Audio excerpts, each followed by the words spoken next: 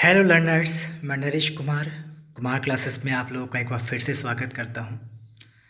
Learners, हम लोग पढ़ रहे हैं क्लास 10th ज्योग्राफी से चैप्टर नंबर 4 एग्रीकल्चर के बारे में। और प्रीवियस जो हमारी क्लास थी उसमें हमने देखा कि एग्रीकल्चर क्या है और एग्रीकल्चर के डिफरेंट टाइप्स कौन कौन से हैं। आज हम लोग बात करने वाले हैं क्रॉपिंग पैटर्न्स के बारे में और कुछ अदर टॉपिक भी इसके अंदर हम कवर करने वाले हैं। चलिए वीडियो पर हम ज़्यादा टाइम नहीं खराब करते हैं, वीडियो को हम शुरू करते हैं।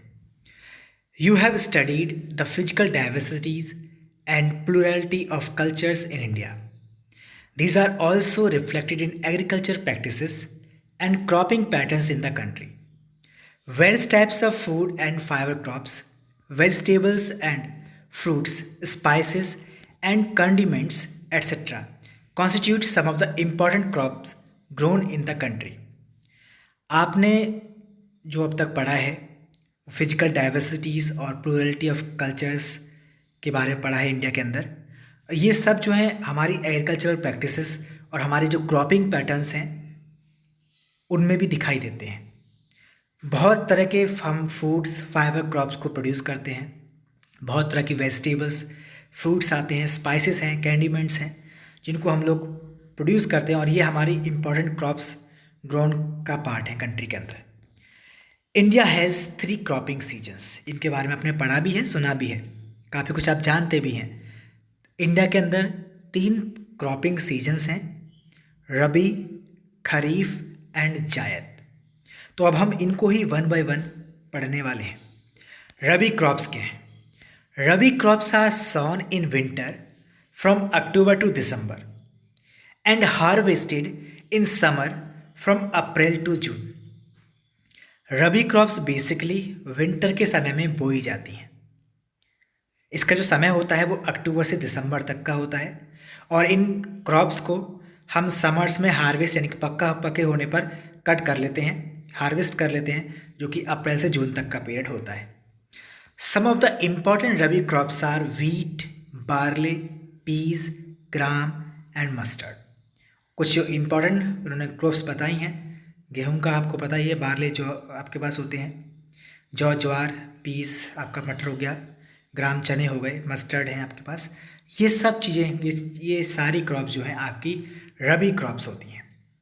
दो these crops are grown in the large part of India, states from the north and north western part such as Punjab, Haryana, Himachal Pradesh, Jammu and Kashmir, Uttarakhand and Uttar Pradesh are the important for the production of wheat and other rabi crops. हम कुल मिलाकर बात करें तो हम कह सकते हैं कि जो रबी क्रॉप्स हैं बेसिकली विंटर सीजन में सो की जाती हैं, यानी कि ग्रो लगाई जाती हैं, बोई जाती हैं, और इनको हम समर सीजन में, जो कि बेसिकली अप्रैल से जून तक का होता है, उसमें इनको काट लिया जाता है। और इसमें जो क्रॉप्स होती हैं उनमें बेसिकली व्हीट, बार्ले, पीस, ग्राम और मस्टर्ड्स देखने को मिलते हैं। और इंडिया के मैक्सिमम पार्ट्स में ये क्रॉप्स अधिकतर जो है ग्रो की जाती हैं, खासतौर पर जो नॉर्थ और नॉर्थ वेस्टर्न पार्ट है इंडिया का, जिसमें पंजाब, हरियाणा, हिमाचल प्रदेश, जम्मू एंड कश्मीर, उत्तराखंड, उत्तर प्रदेश आते हैं। और खासतौर हम बात करें व्हीट और अदर जो रबी क्रॉप्स हैं उनके लिए ये प्रोमिनेंट स्टेट्स हैं जहाँ पर बड़े पैमाने पर रबी क्रॉप्स का जो है प्रोडक्शन किया जाता है। Availability of precipitation during winter months due to the western temperate cyclones helps in the success of these crops। कह रहे हैं जो यहाँ पर प्रिसिपिटेशन अवेलेबल है, जो यहाँ पर जलवायु है यहाँ का कह सकते हैं, यहाँ की जो आर्द्रता है, यहाँ की जो नमी है, वो सब जो है यहाँ पर विंटर मंथ्स में सफिशिएंट अवेलेबल होता है, क्योंकि उस समय पर वेस्टर्न टेम्परेट साइक्लोन्स की काफ़ी हेल्प रहती है इस एरिया में क्रॉप्स को ग्रो कराने में। However the success of the green revolution in Punjab, Haryana and western UP and the parts of Rajasthan has also been an important factor in the growth of the above mentioned rabi crops। कह रहे हैं कि उस जो western temperate cyclones की वजह से जो प्रिसिपिटेशन की अवेलेबिलिटी बनी रहती है ड्यूरिंग विंटर मंथ्स में, इसके साथ साथ जो ग्रीन रिवॉल्यूशन इंडिया में हुआ है उसकी वजह से काफ़ी हद तक पंजाब, हरियाणा, वेस्टर्न यूपी और कुछ पार्ट्स ऑफ राजस्थान जो हैं वहाँ पर एक इम्पॉर्टेंट फैक्टर के रूप में हमने ग्रोथ की है, वहाँ पे इम्पॉर्टेंट फैक्टर का उन्होंने रोल प्ले किया है ग्रोथ करने में रबी क्रॉप्स के। वहीं अगर हम बात करें खरीफ क्रॉप्स क्या होती हैं, तो खरीफ क्रॉप्स क्या हैं? Kharif crops are sown with the onset of the monsoon in different parts of the country and these are harvest in September October. जैसे ही कंट्री के डिफरेंट पार्ट्स में मानसून की आने की शुरुआत होती है, वैसे ही इन क्रॉप्स को जो है ग्रो करना लोग शुरू कर देते हैं, बोना शुरू कर देते हैं। और जब इस मानसून की वापसी हो रही होती है, उस समय पर इस क्रॉप को जो है हार्वेस्ट कर लिया जाता है। बेसिकली जो समय होता है इनका, वो आपका होता है जून से जुलाई का समय इनको बोने का होता है अधिकांश पार्ट में इंडिया के, और सितंबर से अक्टूबर में इन क्रॉप्स को जो है हार्वेस्ट कर लिया जाता है। इम्पॉर्टेंट क्रॉप्स जो हैं इस सीज़न की वो हैं पेडी, मेज़, ज्वार, बाजरा, तुर, अरहर जिसको हम बोलते हैं, moong, urad, cotton, jute, groundnut and soybean. ये सारी की सारी आपकी जो हैं खरीफ क्रॉप्स हैं। खरीफ क्रॉप्स को ज़्यादा से ज़्यादा पानी चाहिए होता है, इसलिए ये जो है वह आपके अधिकतर मानसून सीजन में ही ग्रो होती हैं। Some of the most important rice growing जो रीजन्स हैं इंडिया के, उनमें Assam, West Bengal, coastal regions of Orissa, Andhra Pradesh, Telangana, Tamil Nadu, Kerala and Maharashtra, particularly the Konkan coast along with Uttar Pradesh and Bihar. Recently, paddy has also become an important crop of the Punjab and Haryana. पिछले कुछ समय में पंजाब और हरियाणा में भी बहुत बड़े पैमाने पर पेडी का प्रोडक्शन होने लगा है। In states like Assam, West Bengal and Odisha, 3 crops of paddy are grown in a year. कुछ स्टेट्स हैं जिसमें आसाम, वेस्ट बंगाल, उड़ीसा हैं, यहाँ पर पेडी यानी कि धान की लगभग 3 फसलें भी साल में ली जाती हैं। इन फसलों के नाम क्या है, ध्यान रखना आता है। 3 क्रॉप्स ऑफ पेडी कौन कौन सी ग्रो की जाती हैं आसाम, वेस्ट बंगाल और उड़ीसा में? तो वो हैं aus, aman and boro. In between the rabi and kharif season, rabi और खरीफ सीजन के बीच में एक शॉर्ट सीजन भी होता है ड्यूरिंग द समर मंथ में, जिसको हम जायद सीजन के नाम से जानते हैं। Some of the crops produce during zaid are, कुछ क्रॉप्स हैं जो कि इस पीरियड में देखने को मिलती हैं और आप इसके बारे में बहुत बेहतर तरीके से जानते हैं। Watermelon, musk melon, cucumber, vegetables, fodder crops, sugar cane takes almost a year to grow. तो अभी हम इसको एक बार फिर से देख लेते हैं क्या कह रहे हैं। रबी क्रॉप्स को जो बेसिकली हम लोग जो हैं विंटर सीजन में जो है सोन करते हैं, यानी कि बोते हैं, और उनको समर सीजन में कट कर लेते हैं। बेसिकली जो समय होता है वो अक्टूबर से दिसंबर तक का इसको बोने का होता है, और अप्रैल से जून में इसको काट लेते हैं। इस क्रॉप की खास बात क्या है कि इसको जो है शाइनी धूप चाहिए होती है, और इसको कम गर्मी चाहिए, टेम्परेचर कम चाहिए होता है, कम पानी चाहिए होता है, इसलिए ये इस पीरियड में ये क्रॉप्स ग्रो की जाती हैं। वहीं अगर हम बात करते हैं दूसरी क्रॉप जो कि हमारी थी जायद क्रॉप्स, तो जायद क्रॉप्स की खास बात यह है कि वो जैसे ही मानसून की शुरुआत होती है, जैसे ही बरसातों की शुरुआत होती है, वैसे ही हम उन फसलों को बोना शुरू करते हैं, जो कि शुरुआत होती है आपके पास मई जून जुलाई में। मई जून जुलाई में कह सकते हैं जैसे ही हमारे पास रबी क्रॉप्स करती हैं, वैसे ही हम मानसून के आने के साथ इन क्रॉप्स को बोना शुरू कर देते हैं। तो कह सकते हैं हम जून जुलाई में हम इन फसलों को बो रहे हैं, और सितंबर, अक्टूबर, नवंबर तक आते आते हम इन फसलों को कट कर लेते हैं। इन फसलों की खास बात होती है जो हमारे पास खरीफ जो क्रॉप्स हैं, जो हमारी खरीफ क्रॉप्स हैं, इनकी खास बात ये होती है कि इनको टेम्परेचर बहुत हाई चाहिए होता है, ह्यूमिडिटी इनको हाई चाहिए होती है अदर रबी क्रॉप्स के मुकाबले। इसके साथ साथ इनको रेनफॉल भी ज़्यादा चाहिए होता है, इनको वाटर की अवेलेबिलिटी भी ज़्यादा चाहिए होती है, इसलिए ये आपकी खरीफ क्रॉप्स में आते हैं। रही बात एक शॉर्ट पीरियड जो कि हमें देखने को मिलता है रबी और खरीफ क्रॉप्स के बीच में। रबी और खरीफ क्रॉप्स के बीच में जो टाइम पीरियड होता है लगभग 1.5 से 2 मंथ का पीरियड होता है, जो कि हमें देखने को मिलता है अप्रैल से मई जून के बीच का जो एरिया होता है उसमें। तो इस पीरियड में हम जो अधिकतर इस शॉर्ट पीरियड में हम अधिकतर जो है वेजिटेबल्स, कुकुम्बर, मटर melon, musk melon, vegetables etcetera को ग्रो करते हैं, ये हमारे पास जो आती हैं ये जायद क्रॉप्स के अंदर आती हैं। इनको वाटर भी सही मिल जाता है उस समय पर, और ये फेवर भी करते हैं उन कंडीशंस के हिसाब से। तो आप समझ गए होंगे कि क्रॉपिंग पैटर्न क्या है इंडिया के अंदर। तो हमारे यहाँ पर 3 ही क्रॉपिंग पैटर्न है, रबी, खरीफ एंड जायद। रबी बेसिकली जो है ये विंटर्स में बोई जाती है और समर्स में कट कर ली जाती है। खरीफ की अगर बात करें तो ये समर्स में बोई जाती है और विंटर्स में कट कर ली जाती है। वहीं अगर बात करें जायद की, तो जायद जो होती हैं ये समर और विंटर्स दोनों के बीच का पीरियड होता है। बेसिकली ये पीरियड जो होता है आपका अप्रैल से मई जून के बीच में पड़ता है, जो कि जहाँ पर रबी क्रॉप्स कटने शुरू होती हैं और खरीफ क्रॉप्स बोनी शुरू होती है, उसके बीच का पीरियड होता है। तो वहाँ पर ये क्रॉप्स हमें देखने को मिलती हैं। अब हम बहुत ही अच्छे टॉपिक की तरफ बढ़ रहे हैं, कुछ मेजर क्रॉप्स के बारे में, जिनको हम वन बाय वन पढ़ने वाले हैं कि कौन सी मेजर क्रॉप्स इंडिया में ग्रो होती हैं। A variety of food and non-food crops are grown in different parts of the country depending upon the variations in soil, climate and cultivation practices. Major crops grown in India are rice, wheat, millets, pulses, tea, coffee, sugarcane, oil seeds, cotton and jute etc. करें India में variety of food और non food crops को grow किया जाता है different parts में, और ये डिपेंड करते हैं कि सॉइल में वेरिएशंस कैसे हैं, क्लाइमेट कैसा है वहाँ का, और वहाँ पर कल्टीवेशन प्रैक्टिसेस कैसी हैं।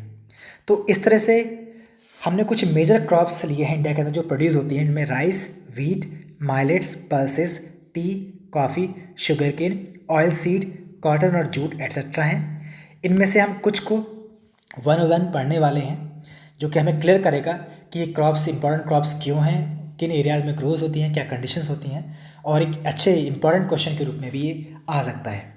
तो सबसे पहले हम बात कर रहे हैं राइस की। Rice is the staple food crop of a majority of the people in India. Rice जो है भारत के अधिकतर लोगों का मुख्य खाद्य पदार्थ है, स्टेपल फूड क्रॉप है, मुख्य खाद्य पदार्थ, यानी कि जिसको सबसे ज़्यादा जो खाया जाता है इंडिया के अंदर वो राइस ही है। Our country is the second largest producer of rice in the world after China. पूरी दुनिया में राइस के प्रोडक्शन करने के मामले में हमारी कंट्री सेकंड नंबर पर आती है चाइना के बाद। सबसे ज़्यादा जो राइस का प्रोडक्शन करता है वो चाइना करता है, और उसके बाद जो सेकंड नंबर है वर्ल्ड में सबसे ज़्यादा राइस प्रोड्यूस करने का, तो वो इंडिया का है।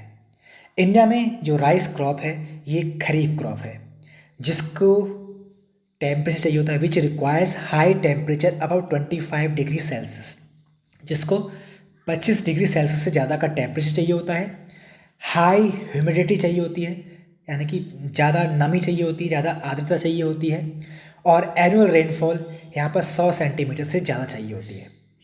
In the areas of less rainfall, और जिन एरिया में बारिश कम होती है वहाँ पर इसको हम अच्छी इरिगेशन फैसिलिटीज़ से भी ग्रो कर सकते हैं। आपने प्लांट्स देखे होंगे, और ये जो समय है इस समय पर अधिकतर आपने जो सेकंड क्रॉप का रहता है इस समय पर आपको जगह जगह पर जो आपको राइस को ग्रो होते हुए दिख जाएगा। इंडिया के अलग अलग पार्ट में राइस कल्टीवेशन है। Rice is ready to harvest in the fields. तो फिर से हम बात कर लेते हैं एक बार। तो हमने कहा जो मेजर राइस क्रॉप में सबसे बड़ी जो क्रॉप है इंडिया के अंदर फूड क्रॉप वो राइस है, और इंडिया के पीपल्स का ये मेन स्टेपल फूड है। अधिकांशतः लोग इसका ही सेवन करते हैं, इसी को यूज़ करते हैं, और ये इंडिया इसके प्रोडक्शन के मामले में वर्ल्ड में नंबर 2 पर आता है। अब हमसे क्वेश्चन जो कभी कभी पूछते हैं कि climatic conditions, what are the conditions required for growing rice, तो हम बोल सकते हैं कि इसके लिए हमें चाहिए होता है high temperature about 25 degree Celsius, एक। नंबर 2 हमें चाहिए होती है हाई ह्यूमिडिटी। नंबर 3 हमें चाहिए एनुअल रेनफॉल अबव 100 सेंटीमीटर। ये 3 फैक्टर्स का होना बहुत ज़रूरी होता है, तभी हम राइस को अच्छी तरह से ग्रो कर सकते हैं। और लेस रेनफॉल वाला अगर एरिया है तो वहाँ पर हम अच्छी इरिगेशन फैसिलिटी से भी राइस को ग्रो कर सकते हैं। अब देखते हैं इंडिया में का मैप देखते हैं, और देखते हैं कि इंडिया में कहाँ कहाँ पर राइस जो है बड़े पैमाने पर जो है प्रोड्यूस होता है। तो देखिए राइस, आपको जो डार्क ग्रीन में दिखा रखा है वो मेजर राइस प्रोड्यूसिंग एरिया है, और जो लाइट ग्रीन दिखा रखा है, बिल्कुल लाइट कर रखा है, वो हमारा माइनर एरिया है जहाँ पर राइस का प्रोडक्शन होता है। तो देखिए आप शुरुआत कर रहे हैं बिल्कुल ऊपर से। तो कुछ पार्ट्स हमारे पास पाकिस्तान की तरफ से देखिए, पंजाब, राजस्थान, हरियाणा, उत्तराखंड, यूपी के कुछ पार्ट्स, इसके साथ साथ कुछ पार्ट्स मध्य प्रदेश के, गुजरात, महाराष्ट्र, कुछ पार्ट्स कर्नाटका, गोवा। इन पार्ट्स में जो है इसका प्रोडक्शन जो है हल्का है, राइस का प्रोडक्शन कम है। लेकिन अगर थोड़ा और आप देखें, ध्यान से देखें, जो डार्क ग्रीन कर रखा है उन्होंने थोड़ा सा, तो जो आपका ईस्टर्न यूपी है, बिहार है, इसके साथ साथ कुछ हिस्सा इसमें मध्य प्रदेश, झारखंड, छत्तीसगढ़, वेस्ट बंगाल, आसाम, उड़ीसा, आंध्र प्रदेश आएंगे, तमिलनाडु आएंगे और केरला। यहाँ पर राइस का प्रोडक्शन बहुत ही बड़े पैमाने पर होता है। तो आप देख सकते हैं इसको ध्यान से, जो डार्क ग्रीन कर रखा है, नेपाल के जस्ट नीचे जो डार्क ग्रीन कर रखा है ये आपका यूपी है, और बीच में बॉर्डर बना रखा है फिर आपका बिहार है। ये मेजर प्रोड्यूसिंग एरियाज हैं राइस के इंडिया के अंदर। तो देखिए आगे कुछ पढ़ते हैं, हम इसको कंटिन्यू कर रहे हैं। Rice is grown in the plains of north and north eastern India, coastal areas and the deltaic regions. Rice जो है ग्रो किया जाता है इंडिया के प्लेन्स में, खासतौर पर जो नॉर्थ प्लेन्स हैं और जो नॉर्थ ईस्टर्न इंडिया है। इसके साथ साथ जो कोस्टल एरियाज़ हैं और जो डेल्टाइक रीजन्स हैं, डेल्टा का जो रीजन है वहाँ पर हम राइस को बड़े पैमाने पर प्रोड्यूस करते हैं।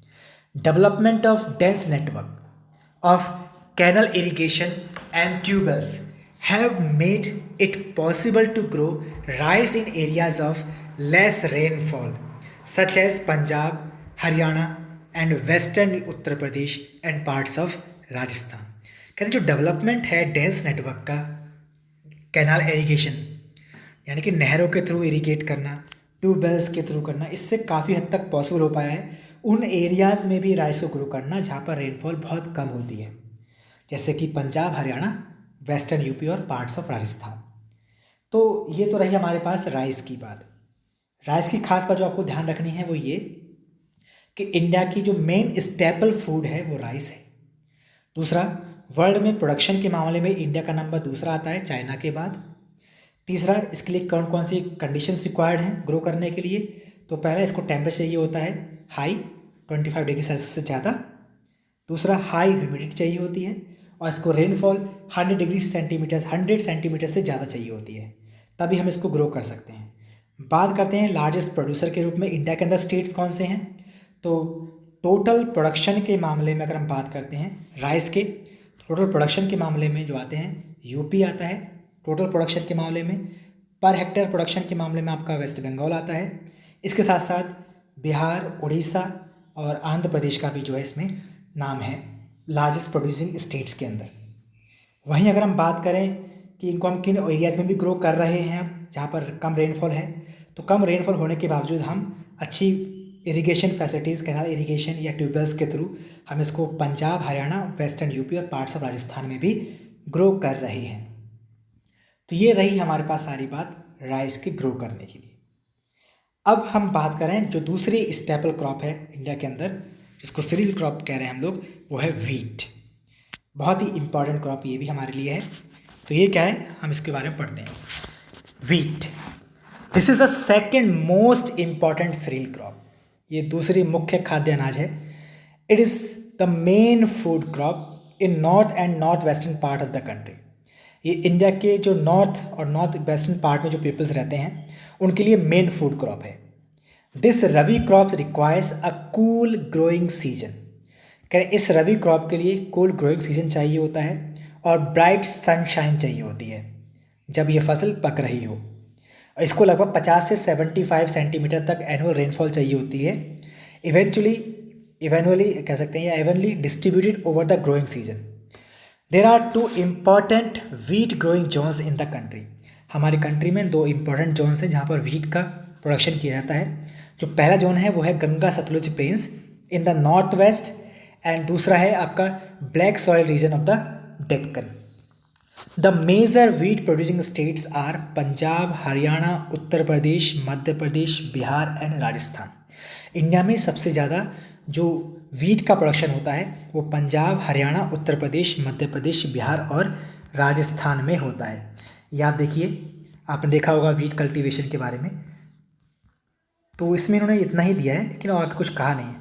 तो इम्पॉर्टेंट क्या है इसके अंदर, तो कह सकते हैं जो वीट है ये second most important cereal crop है इंडिया की, और ये मेन फूड है नॉर्थ और north western part of India में रहने वाले पीपल्स का। इसको चाहिए होता है cool growing season, bright sunshine चाहिए होती है इसके पकने के समय पर, और 50 से 75 सेंटीमीटर एनुअल रेनफॉल चाहिए होती है distributive period of growing season में। और इसके इंडिया के अंदर दो ही ग्रोइंग सीजन है, दो ही ग्रोइंग जोन है। एक तो है गंगा सतलुज प्लेन्स का जो इलाका है, इसमें आपके बेसिकली पंजाब, हरियाणा, उत्तर प्रदेश, मध्य प्रदेश, बिहार, राजस्थान आ जाते हैं। और दूसरा जो रीजन है वो है black soil region of Deccan, इसमें आपके गुजरात, महाराष्ट्र वाले एरिया आ जाते हैं, और कुछ मध्य प्रदेश भी पड़ता है। तो यही स्कीम है हमारे पास जो इसके अंदर हमने पढ़ना था। तो आज हम सिर्फ दो ही क्रॉप्स के बारे में पढ़ रहे हैं जो इम्पोर्टेंट क्रॉप्स हमारे पास थी। एक थी हमारे पास राइस और दूसरी हमारे पास है वीट। जो बाकी कुछ अदर इम्पोर्टेंट क्रॉप्स बची हैं उनको हम नेक्स्ट वीडियो में पढ़ेंगे। आप लोगों को काफ़ी कुछ क्लियर हो गया होगा, काफ़ी अच्छा लगा होगा। अगर किसी की कोई क्वेरी हो इस जो हमने आज पढ़ा है उससे रिलेटेड, तो प्लीज़ कमेंट बॉक्स में कमेंट कर उस क्वेरी को ज़रूर क्लियर कर ले, मैं आपको उसका जवाब ज़रूर दूंगा। और आप लोगों को वीडियो काफ़ी पसंद आई होगी तो प्लीज़ वीडियो को लाइक, कमेंट, शेयर ज़रूर करें। जो लोग चैनल पर नहीं हैं वो लोग चैनल को सब्सक्राइब ज़रूर कर लें। Thank you.